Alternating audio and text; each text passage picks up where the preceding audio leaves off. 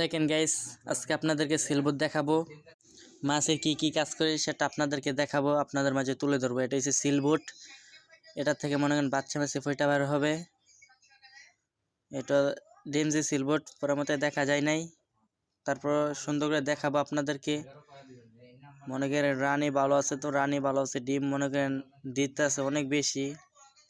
আর এটা হচ্ছে দেখেন সিলবোট, অনেক সুন্দর সিলবোট। এরকম সিলবোট যদি বাক্সের মধ্যে 2-3টা চাক থাকে, মনে করেন মাছ অনেক ভালো থাকবে, মাছের চাপ থাকবে।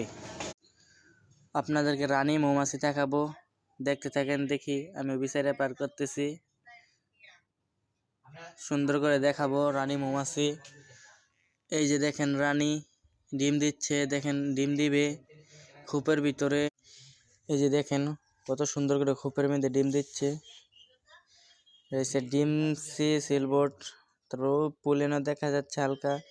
আর মনে করেন যারা আমার সাবস্ক্রাইব করেন নাই, অতি তাড়াতাড়ি ফটাফট সাবস্ক্রাইব করে দেবেন। আপনারা যেরকম ভিডিও চান সেরকম ভিডিও আপনাদেরকে তুলে ধরবো। আশা করি ভালো থাকবেন, সুস্থ থাকবেন। আল্লাহ হাফেজ।